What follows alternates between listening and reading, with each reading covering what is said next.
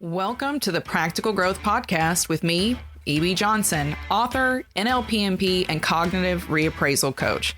This is the podcast created for people like you, people looking for more health, more peace, more happiness. Each week, I explore a new topic in pop psychology and help you build a better life and better relationships. Join me for special guests, exciting ideas, and practical advice that you can use to improve your life from the inside out. Let's get into it. Hello. Welcome back, my lovelies. It is me, EB. We did it. We're back again for another episode, and this one is going to be eye-opening. As you can probably tell, we're not charging into this one really upbeat. We're going to be doing what it says on the tin today, and that is going to be talking about something that's going to be very close to all of us right now, because as everyone listening to this knows, over the last week, there's been a terrible unraveling of events in Gaza, and there is, a lot of death and destruction and pain on display right now for all the world to see. And for a huge portion of those of us who are watching, we're helpless, right? We're helpless. And that's a pretty hard place to be. We're not entirely helpless, but by and large, we're very restricted in the aid that we can offer right now in this moment. So that's why today we're going to be talking about compassion fatigue. This has been a big topic, even though people aren't necessarily using the language because they don't necessarily know that this is a literal psychological kind of experience. Compassion fatigue, that's something that's been going around, especially, if you saw that TikTok video that went huge from that Good News creator last week, in which this creator said, look away. This is really depressing. There's nothing you can do. So stop watching, disengage. So you just stop watching. And I can understand the sentiment because we are all to some degree experiencing compassion fatigue, but we also can't look away. So that's what we're going to be talking about in this episode. How do we confront this compassion fatigue that all of us are feeling? What is it? How does it affect us? What triggers it? And more importantly, what can we do? What can we do? Because if we remain in this place of compassion fatigue, exhaustion, we can't be the ally that struggling people around us need. We can't be a good parent, friend, global citizen. So we have to confront our compassion fatigue, and at the same time, we can't look away. So that's what we're going to talk about today, confronting that, finding the balance, and not looking away from the people who need us to carry their stories and to help them in whatever small way we can. First and foremost, we'll just jump right into it. What is compassion fatigue? Because I know a lot of you are going to be hearing this term for the very first time.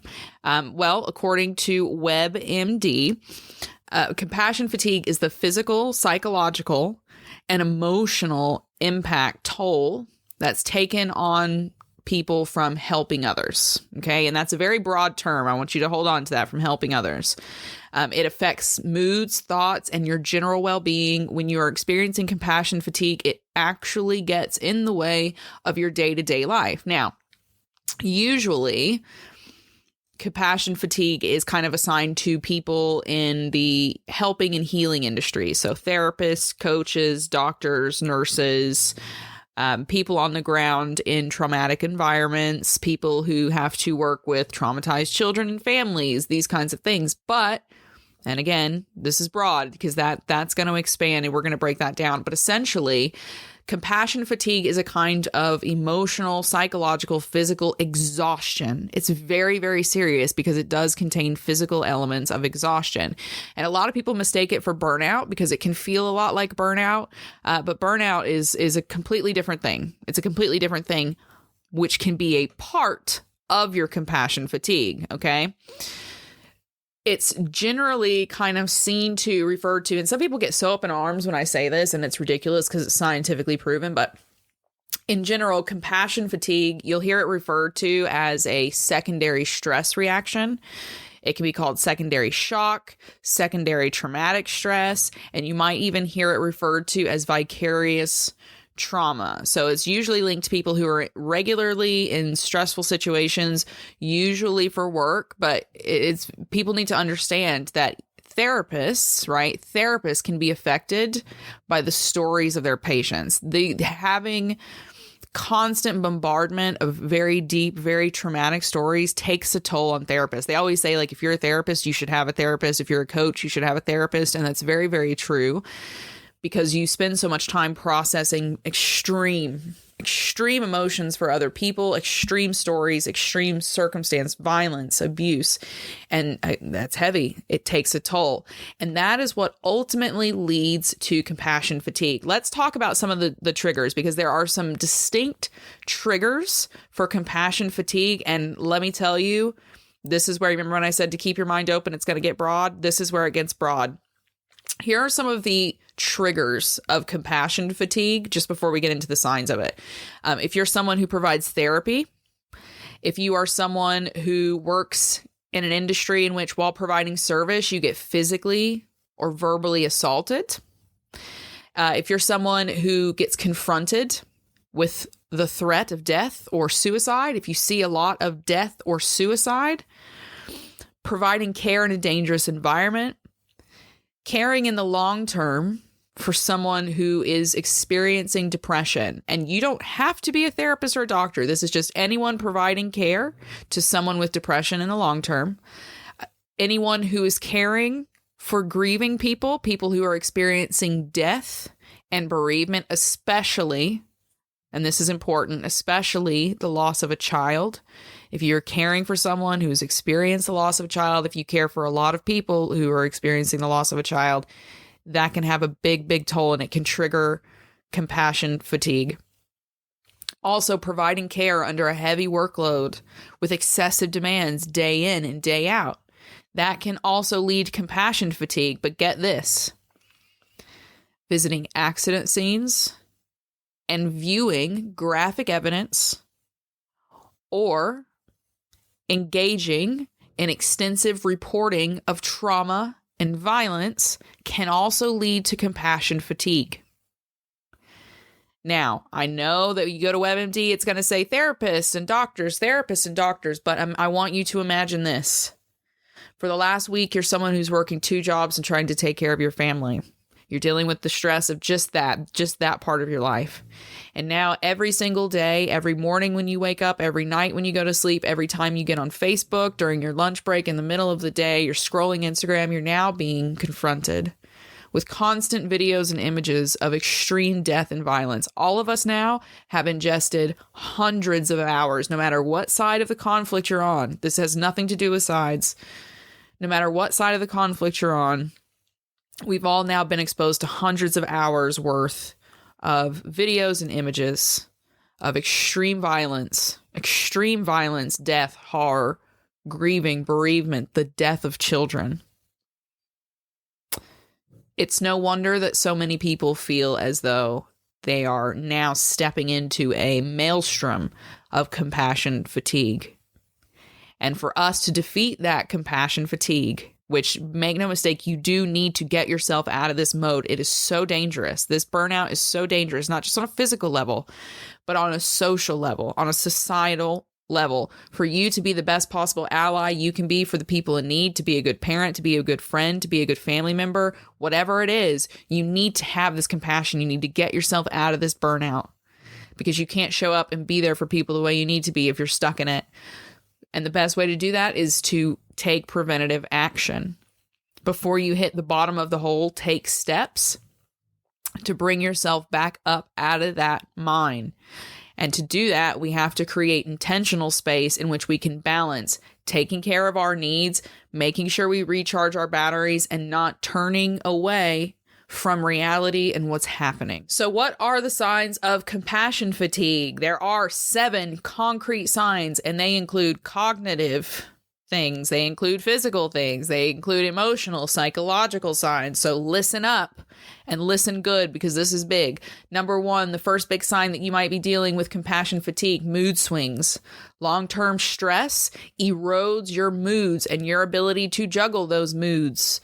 okay, and to regulate them. This is especially true as you get older. It gets harder to regulate these mood swings when you are stressed and getting older. So these drastic shifts in moods, becoming overly pessimistic, irritable, quick to anger, that could be a sign. Number 2, emotional detachment. You start withdrawing from friends, from family. Things just suck, or they hurt, or they feel numb, and you don't take joy in the things that you used to take joy in. That sense of numbness, very important to pay attention to. Number 3, anxiety and depression. Oh, yeah. Oh, absolutely. If you are dealing with long-term, constant exposure to violence, death, grief, the worst of the worst when it comes to people and what they can do, it can create an anxiety about the world, anxiety about your relationships, about your own life. You start to see everything as dangerous, as bad. You want to pull away from it. You might become overly conscious, obsessed almost with the idea of death, with the idea of harm. It creates this depression that, again, it leaves you feeling numb, but it also leaves you feeling hopeless and demoralized. You feel powerless, out of control of your own life, and that hopelessness just builds. Number 4, you'll also potentially be experiencing a lot of low productivity in your life, not just at work, in your life if you're experiencing compassion fatigue. You may struggle to show up for your kids. You're not getting to the soccer games on time. You're not showing up to the band concerts or the little art shows. You're struggling to do work. When you are at your job, you're struggling to show up for your partner. You're struggling to be a present source of energy in your own life. That's because this emotional burnout, this compassion fatigue, it genuinely physically exhausts you. It creates higher executive dysfunction in your life, and that creates a lowered ability for you to organize and structure your work or your personal time. You'll struggle to concentrate. It will literally affect your memory, okay, your cognitive abilities. So it's not a joke. Number 5, insomnia. We're getting into more of these physical symptoms now, but insomnia. This compassion fatigue can affect your ability to sleep, your ability to stay asleep, your circadian rhythms. And that exhaustion in the sleep department equals exhaustion in your physical body. It also equals lowered immune function, lowered endocrine function, all of that stuff that you don't want to be dealing with. Insomnia leads to it. Number 6, appetite and digestion. Yeah, you might find yourself eating more, eating less, eating junk food, having an obsession with healthy food. There's all kinds of ways that your appetite might be changed. Because like if you feel hopeless and out of control, you might find yourself struggling with eating disordered behaviors, whether that's eating too much or eating too little. Trouble with digestion also in there, because as these fluctuations in your diet take place, your digestive tract takes a hit. You might experience inflammation there, which can affect, again, immunity, your mental health, a whole bunch of things. Not nice. And last but not least, this compassion fatigue, another physical symptom, headaches, migraines, nausea, neck tensions, shoulder tension, back problems. All of that adds up from that stress, from you being tense, from you carrying all this emotional burden around without discharging it in a healthy way, without finding that balance, which is what we're going to look at now. So if you've got compassion fatigue, how do you beat it? But how do you beat it without turning yourself off? Because the thing is, that TikTok video that I mentioned up top, and I can't even remember the creator, they seem very delightful, and usually their page is a really, really good source of information or a different way of looking at things. But when this creator said, just turn it off, you can't do anything about it, just turn it off, that was not the right answer. Right? Because if we look away now, we are not being global citizens. We're not being good global citizens. We are a part of this, all of us. Like we're like a hive of bees on this planet. It's all connected, whether we like it or not. And it's our duty as citizens to not look away, to call our representatives, to stay engaged, to donate money, to make sure we're carrying on these stories and these names and things that are happening, right? Because that's how we make sure it doesn't happen again. So we have to find the balance. How do we get away from this compassion fatigue and still remain an engaged global citizen? Number 1, if you think that you are experiencing this compassion fatigue, you have to take and this is important, temporary step back. A temporary step back. And here's what that means. You're not completely turning off as that creator recommended. What you're doing is you're saying, right, okay, I watched 4 hours of these stories yesterday. I am now dealing with compassion fatigue. I'm going to watch 2 hours of these stories today, or I'm going to write a letter to my representative today and I will watch more stories tomorrow, or I'm going to listen to something else and then I'm going to go and read a book about how this conflict built, whatever it is. You need to take a temporary step back from the things that are causing you the most emotional duress and figure out how you can re-engage at a lower energy level so that your internal batteries have some time to balance out, and then you can get back into engaging in that high level emotional content. Okay, so take this kind of temporary step back. You're also going to need to, number 2, incorporate self-care.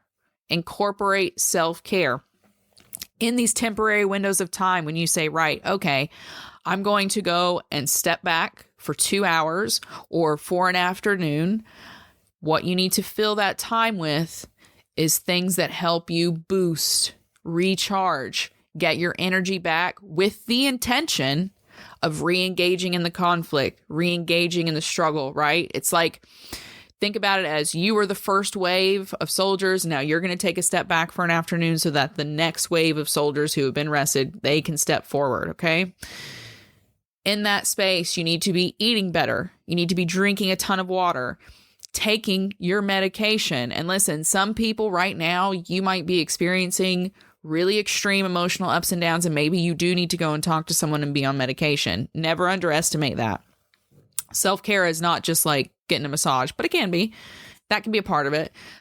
Get more sleep. If you can, build an active routine, get outside and walk and make sure you're moving your body while you're listening to these stories, while you're educating yourself, while you're sharing things.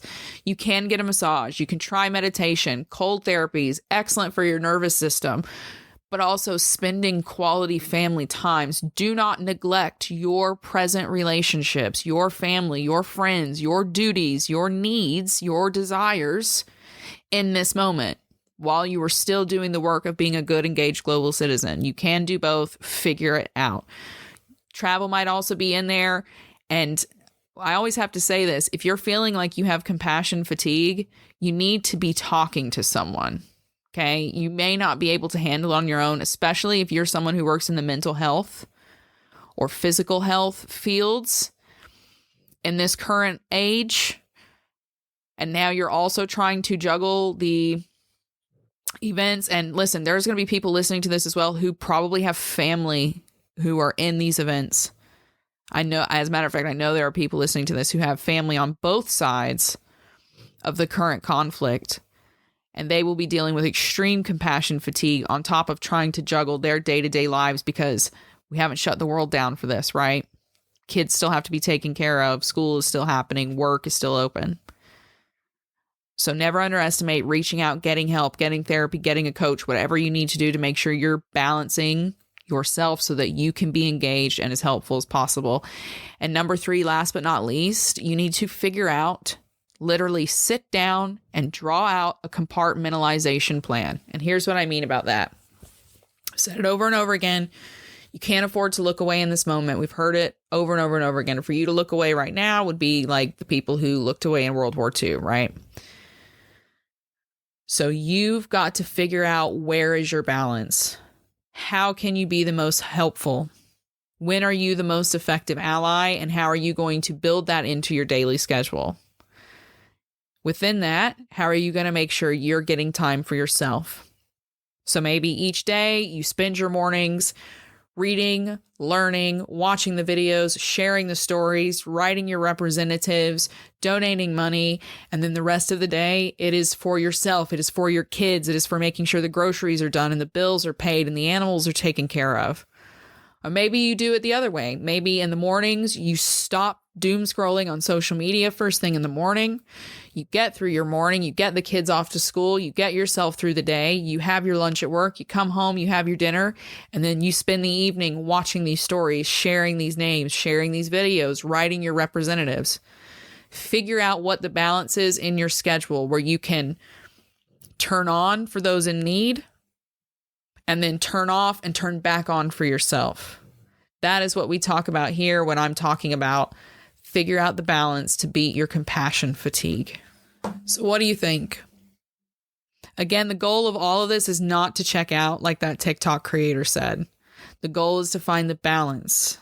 There has to be a balance. You have to create both a door and a window for yourself. The door so that you can come and go as the engaged, again, global citizen and ally that you need to be. And the window so that when you step back and take that distance to rest, to recharge, you can still watch the battle and make sure you're informed and engaged from a distance so that when you get back in line, you are ready to go. You're ready to help. You're ready to be the citizen that you need to be, pushing for the changes that you need to change for. Remember, if your compassion is exhausted, if you are in this state of compassion fatigue, you can't keep battling on through it. You need at least a couple of hours away from the battle to freshen up before you get back in it. At least give yourself that. Because you need that compassion. You need to get yourself out of this state of physical and mental exhaustion so that you can think clearly and you can be a true and good ally to those who need it. You need a charged battery. You need to charge batteries so that you can have this conscious balance. Thank you so much for listening. I know it was a heavy topic today, but I hope that it has been helpful. I hope you will share this with people. I hope you will listen to it more than once and apply it to every element in your life. Because again, this compassion fatigue, it applies across the board. It applies across the board. Whenever we're dealing with these high stress situations, again, especially for those who are working in these high stress environments, compassion fatigue comes for you hard, and you can't just keep fighting through it. You cannot. So you're going to have to figure out your balance. Thank you so much. If you want to find out more about working with me, I am offering one-on-one coaching. I've got a couple of special little packages that are going to be coming up for Black Friday and a current little holiday offering. I've had a lot of requests from people who are nervous about dealing with the holidays with their families. Maybe they have toxic family, narcissistic family, dysfunctional family, but they have to see them. They're not really ready to cut ties or go no contact for whatever reason, which is fine, absolutely fine. And they want a plan to navigate the holidays, and they want a plan to maybe take care of themselves. They know they're going to burn out during the holidays, so they want a plan afterwards so they can hit the ground running in 2024. So I'm offering a special 1-hour coaching session for that. And if you want to learn more, you can head to therealebjohnson.com/articles. For everyone else, if you're interested in working with me, you can again head to therealebjohnson.com, click on working with me, apply. I will be opening a new program in 2024, so you're going to want to be a part of that. Also follow me on Instagram. You can follow me on TikTok for daily coaching and advice. And I even do some free live coaching sessions on TikTok. So find me there, The Real E.B. Johnson. For everyone else, thank you so much for listening. Thank you for following me on Medium and boosting me on TikTok and Instagram and everywhere else. You guys are the best. And I couldn't be here without you. Couldn't be doing this. So until next time, keep your heads up, keep your eyes on the stars, and keep moving forward. Bye-bye.